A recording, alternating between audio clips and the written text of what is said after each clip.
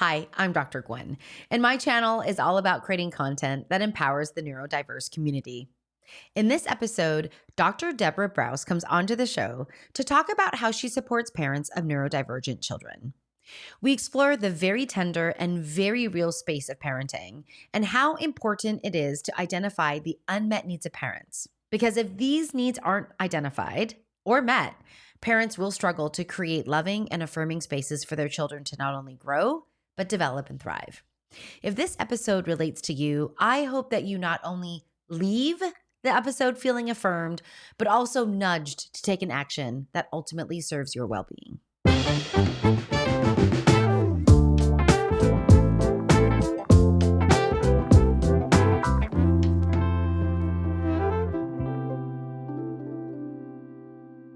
Welcome back to the show, everyone. I have the distinct honor of welcoming Debra Brause, who, first, I've got to put this in the introduction.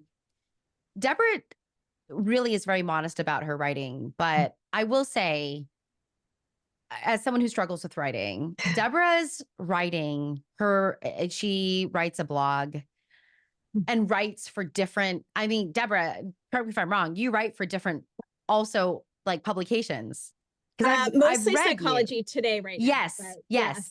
We will see if that turns into something. Well, I will say you are a brilliant writer who communicates psychological concepts in a very relatable and real way. So I had to just say that, I started with you as a writer. And then we'll add that you're also a psychologist who does individual and couples work, and has this beautiful niche of helping parents with their neurodivergent children, raising their neurodivergent children in this very kind of complex world. And also, influencing the new generation of psychologists in a more neuroaffirming, I think, vantage point than relying on the good old DSM. And, we can get into that. But that's a very long way to say, I'm so happy to have you on the show, Debra. Thank you for coming onto the show. I'm so happy to be here. So Debra, you agreed to come on the show because I've been reading your posts, your blog posts, on the role of the parent's own psychological health, right, and the impact that has on raising a child. This show is all about neurodiversity. And you write a lot about raising neurodiverse children. So I really wanted you on to have this conversation about this very tender space of their parents and their own psyche and their own psychology. Yeah, I think that journey of getting a diagnosis, and I have a secret agenda of kind of landing in a very accepting, embracing, loving place, but you have to meet everyone where they are. And time is huge in terms of digesting the information, learning about the autistic community, gathering all your research. When you first hear a diagnosis, there's so much uncertainty and unknown. And so parents understandably have a range of reactions. And it can sound hurtful to an autistic person to say that getting a diagnosis is so overwhelming or daunting or devastating. You can imagine hearing that if you're autistic. But I think just understanding that there's a growth curve, and that when parents first hear the label, it's just unfamiliar and unknown. And ideally, over time, they're educating themselves, they're delving into the autistic community, they're learning from autistic people, and they're landing in a place where you're just kind of in this parallel universe where you're understanding autistic communication and autistic culture, and you're seeing it in this beautiful, affirming way, and you're proud that your child is, part of this community. Maybe you learn that you are as well. And so there's, I don't want to blame parents for having any kind of reaction to having a new diagnosis for their child. It's a very maybe different expectation than they had.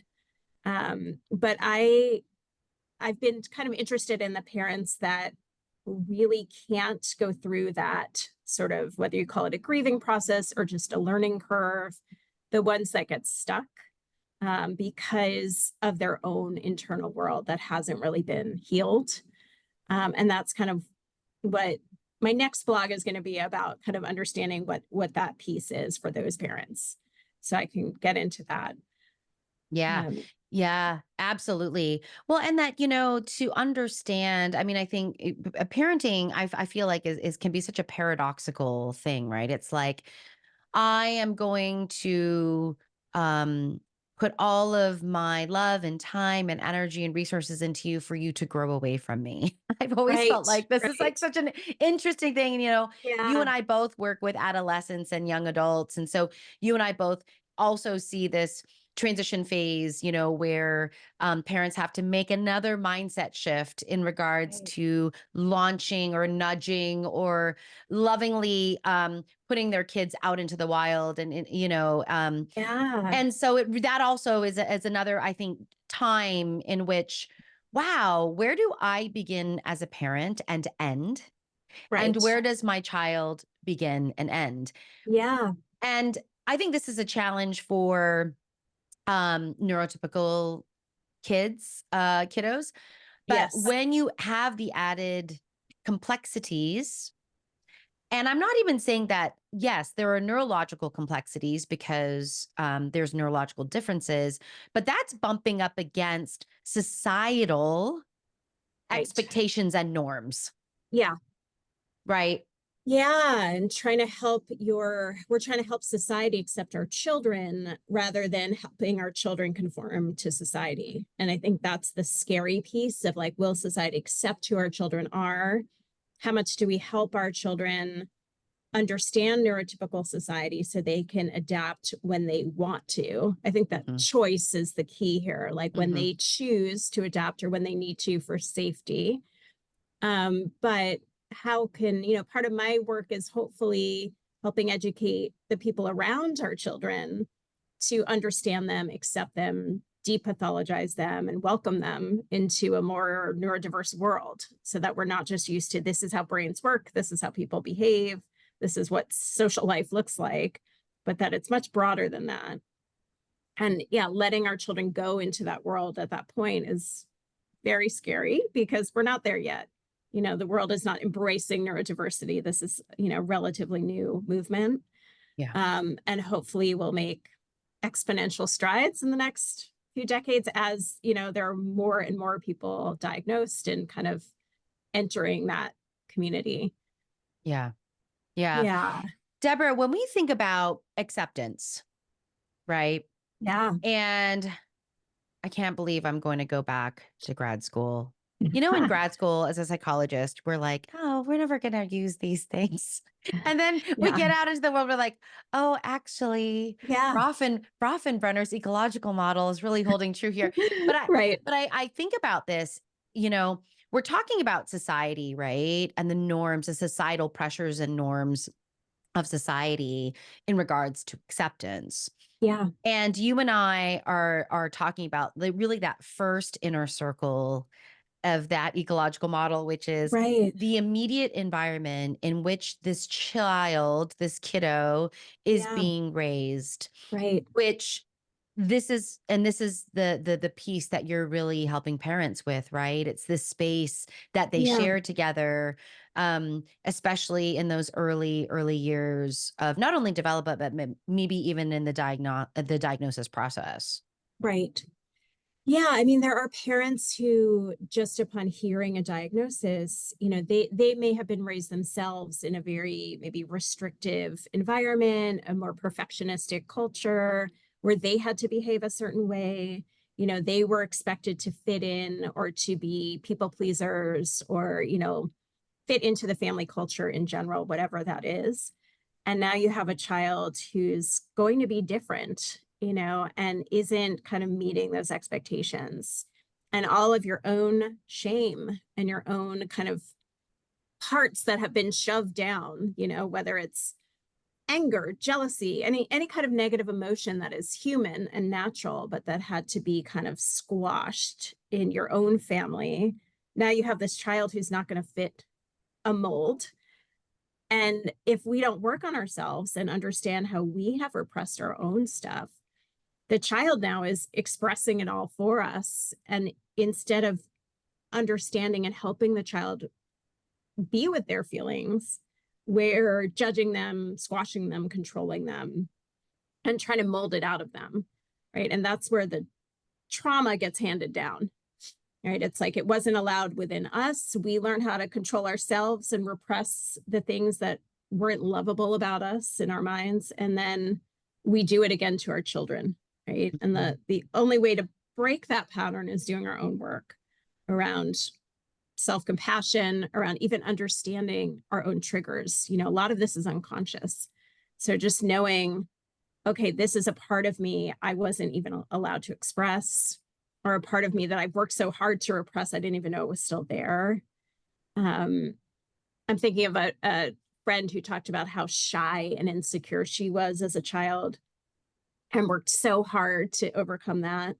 And then she has this child who's neurodivergent and, you know, doesn't have the neurotypical social skills and is not knowing how to engage in her environment or at a party or with family friends, and her just discomfort and triggers around that. And then blaming the child or shaming the child for not being outgoing. Why aren't you talking to these people? Why are you hiding behind me? When it's, you know, it was her own history of just how insecure she felt when she was young.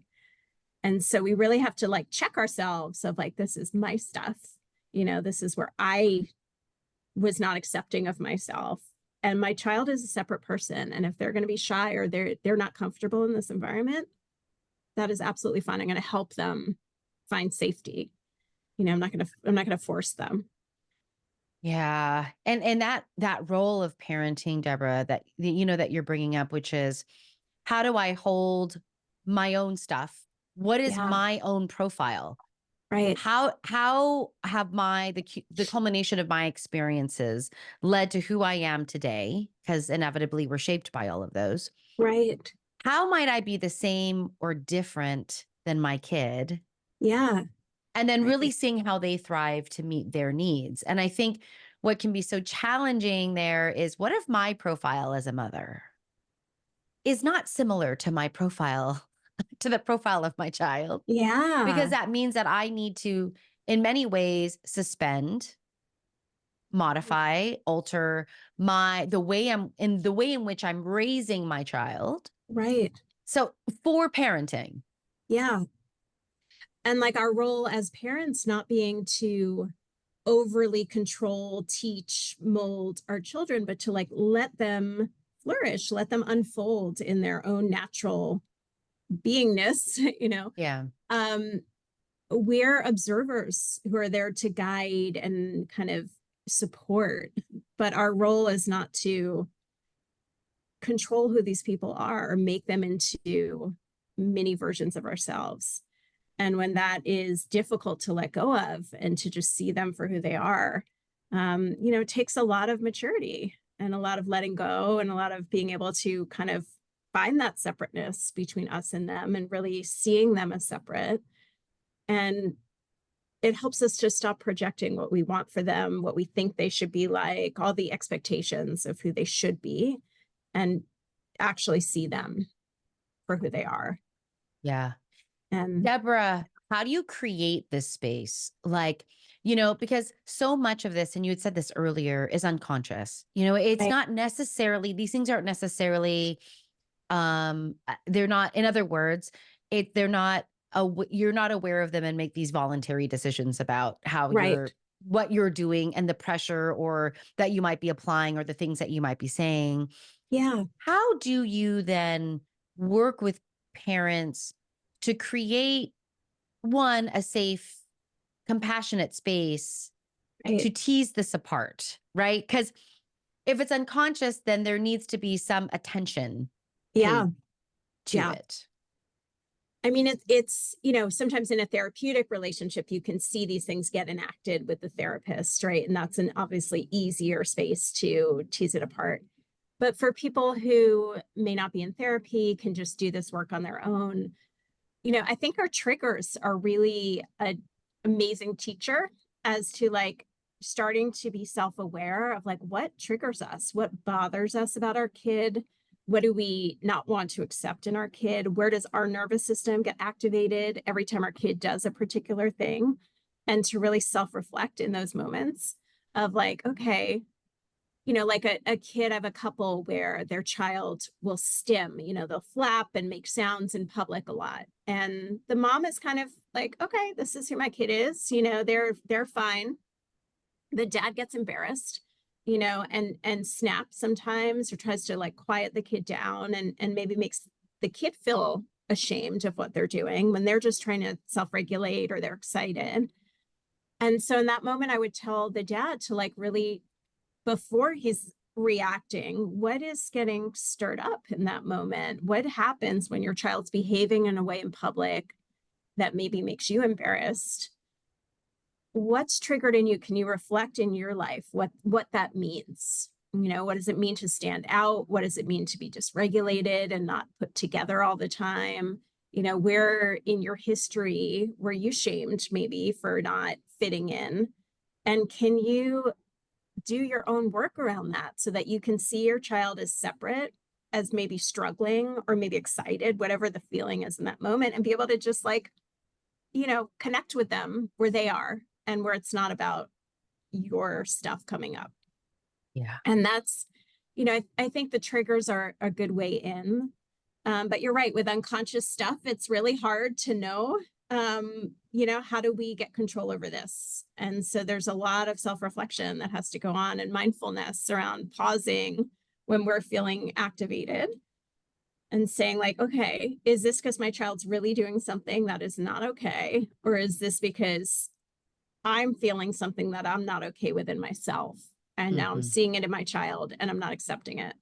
And so there's it takes a lot of self-reflection, which is not everyone has, so this is part of the learning curve, being able to see your child as their own person. And that's why therapy can be so helpful, because you can really start to break this stuff down. Yeah. Yeah. And that, even the other piece of that is, have you come to love and accept yourself? Like, Right. do you have that framework Yeah. that you can feel and experience in in just your own space? Right. Which is not necessarily a question we tend to ask ourselves as adults, Right. Right. because life gets so busy, Mm-hmm. right? And having a Yeah. kiddo, and it's like kind of coming out of, I feel like, Deborah, it's almost like coming out of management. Like, like as parents, I was like, okay, let's manage it. Let's manage it, manage it, manage Right. it, manage it. Yeah. When it's like, let's understand it. Right. Wait, how Let's do I look at it and understand observe. this? Right. How do we take a Wait, step back and observe? yeah, You and know? observe. And I Right. think that is you are particularly helping parents that have a difficult time for whatever reason to Yeah. see separation, to Right. be that third party observer. It's not as easy as saying, "Oh, I just want you to imagine that you're watching a movie on a movie screen Right. and you are Right. observing it," right? Yeah. Sometimes like that's just not enough, you know? Yeah. It's a lot of self-control of, I have a parent with a child who's an ADHDer who has a lot of kind of, I don't want to say she's hyperactive. She's just kind of exuberant, right? And the parent is really trying to kind of clamp down on her personality because it's too big, too much, and the kid is a teenager and is just full of life, and the messaging is like, who you are is not okay, we need to control it. And so how does that mom just kind of take a pause and like allow her own shame of who she was not allowed to be, and let her daughter be who she is, and why does she need to conform to this box? Is that a cultural pressure? Is that some expectation we had that our child has to behave a certain way? But yeah, it's stopping the managing, because that's really masking, right? It's like teaching a child to mask who they are. And if you're saying these behaviors are not acceptable, you need to cover those up. We know that the end result of masking is fatigue, depression, anxiety, suicidal ideation. I mean, the kind of cumulative effect is really bad. So it's really important that parents kind of start looking at where are you trying to force your child into some conforming role that's not who they are. And can you accept your child being a certain way that maybe you're not comfortable with? And that's our own learning journey, right? Of Yes. like, that's hard Yeah. work.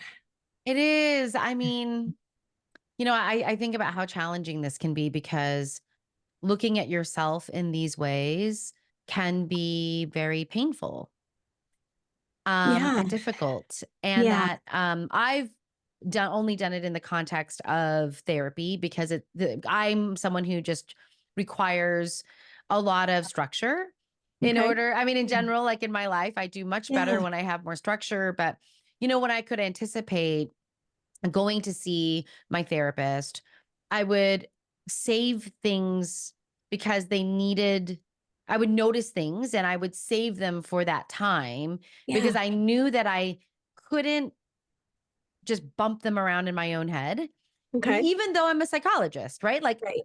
I'm a Yeah. psychologist, but I needed that third party person to hold my information with love and compassion so that Yeah. I could.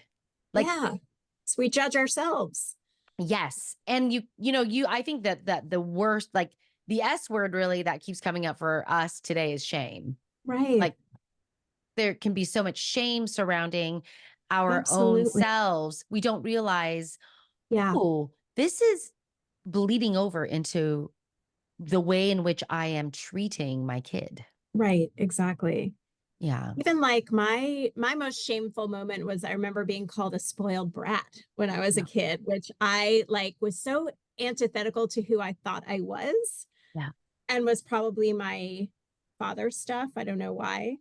Um, but for whatever reason, carrying that label and then trying to work against that. And then if you see, say, I were to see my son as being, greedy or hungry or, spoiled himself and then being punitive around that, like that would be an acting out around me not accepting, like, it's okay to have needs. It's okay to want things. And can I accept that in myself? And that doesn't make one a spoiled brat, right? But I can accept that needs are healthy and I don't have to pathologize needs in my child. I can embrace them and try to understand them. But, if we don't kind of look at where we hold our own shame around who we are, it's so easy to just see it in a child and point the finger at them. Yes. And I Yes. see that a lot.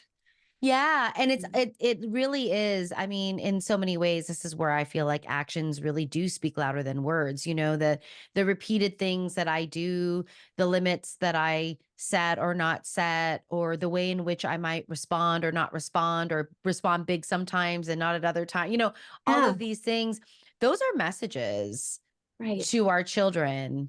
Yeah, And so to be able to understand, I love that, like that way in, which is what do I react to?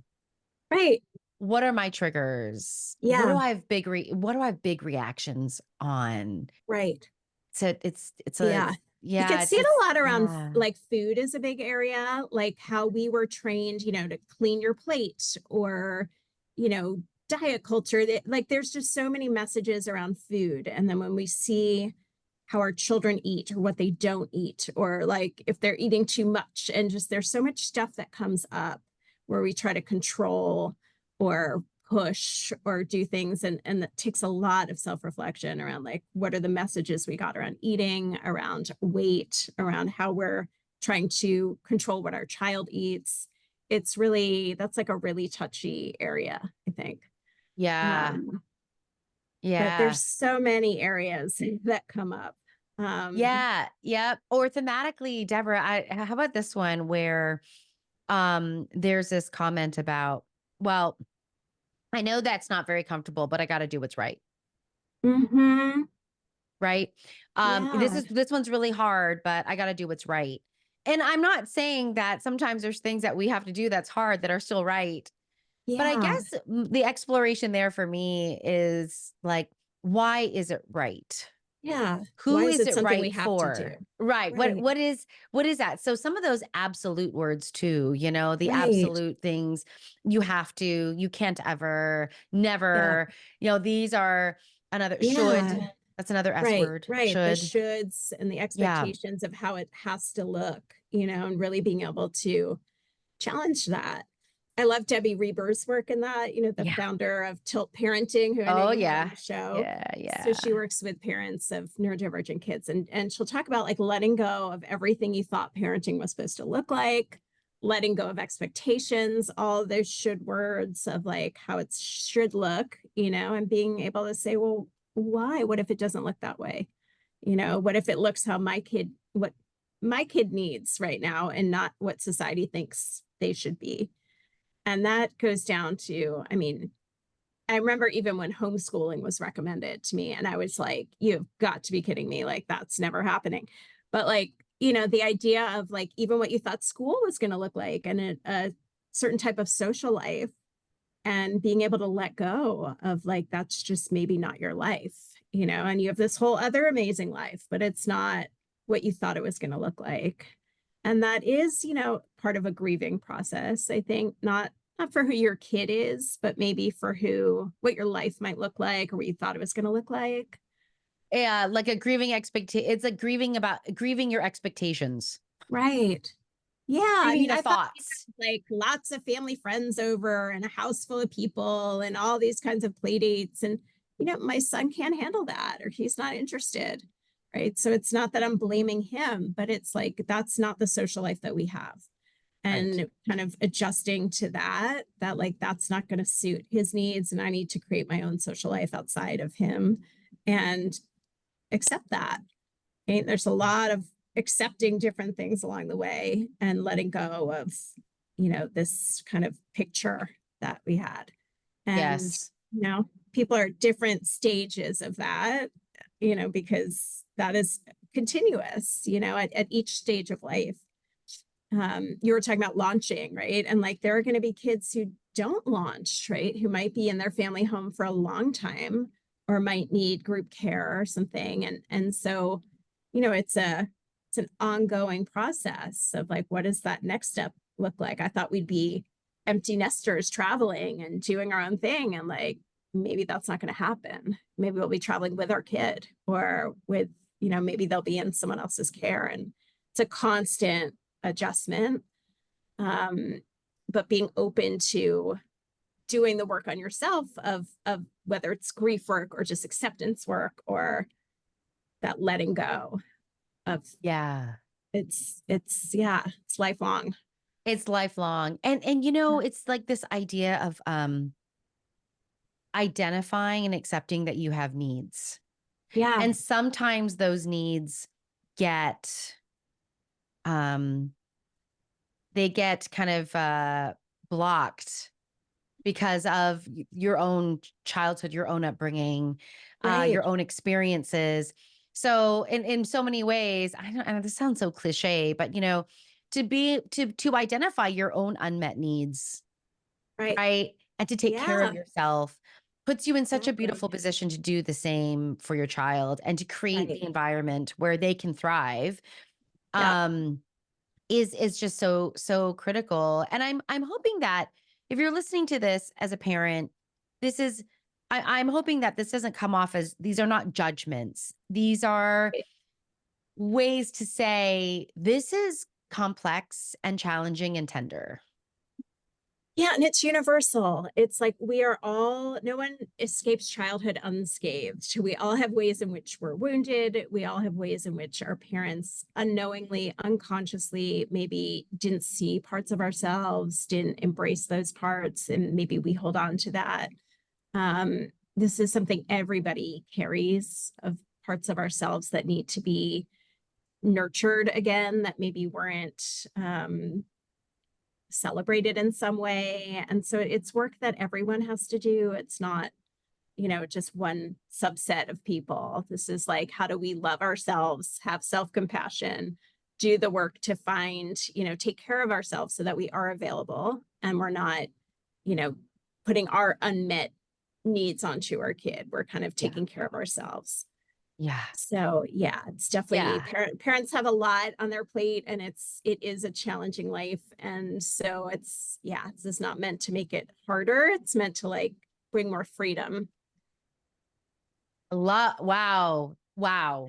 I just like that concept of freedom Yeah, because what we've been talking about could feel so oppressive just because it's right. heavy. Yeah.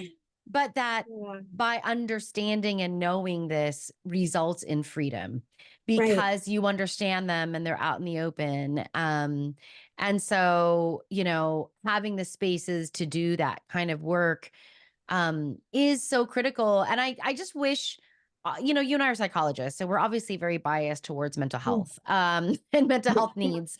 But I Yes. really wish that we saw mental health in the same place as physical health, as the same, Yeah. like, this is so critical. And that parents, how do we really hold this parenting space with a lot of respect and admiration for its complexity, because it is a lot. In this world, everyone's busy. You feel Right. overwhelmed by all the demands and all the inputs and all the things that you have to juggle. Yeah. So, and we know that even for parents that have neurodivergent children, they need more. Yeah, they're so depleted, right? And Yeah. so wrapped up in giving their children what they need. And, I see how hard these parents work to learn all the things and take the classes and get their kids to all these appointments and are so devoted, right? And it's when you end up neglecting yourself that a lot of this stuff shows up, because we all feel resentful when we're not taking care of ourselves. So it's really that kind of self-care, but like in a deep way, and like understanding where we haven't been taken care of deep in ourselves, and like giving that love, reparenting ourselves, showing up for ourselves so that we are emotionally present. Yeah. And yeah, it doesn't have to be time consuming. It's just sort of little doses of affirming who we are, Yeah. and being able to kind of see our kids with kind of a fresh eye, that they don't have to be something. They're just going to be them. And we can kind of really embrace that. Mm. That's beautiful, Deborah. Mhm. That's so beautiful. Mhm. Um, I know you and I could talk about this for a very long time. I think, if you're someone out there who is like, you know what, I'm more curious about this topic. I want to learn more about this, or I want to find out more about Deborah. Well, Deborah writes for Psychology Today, and I will say, I always walk away from learning something different about myself as a parent, but also just as a professional, as a psychologist. So I highly recommend that, Deborah. But what are Thank what you. are good ways for parents to find you or get a hold of you if they're kind of interested in this topic? Yeah, I have a website, drdebrabrause.com. I'm on Instagram at Debra Brause. And in my bio on Instagram, there's a link to all the blogs, or you can go to Psychology Today and put my name in there. And those are the main ways. Also email Awesome. me, Debra Yeah. Brause at Gmail. She keeps it nice and consistent. I Yeah, mean, it's really like, easy. it's really easy. And for those of you that are, in the kind of LA Studio City, like this kind of area, Deborah has a practice in this geographical location. I only say that because Yes. as psychologists, we're licensed in the state that we Yeah. work in. So but anyway, Deborah, thank you so, so, so much for coming onto the show, Oh, for thank you just, for having me. I yeah, I love love it. this topic. Yes, we can tell. And I love having people on that love their topics because Yeah. it's very evident, just very authentically. So, thank you so much for your time and Of sharing your talents course. and your time today. No, thank you, Gwen.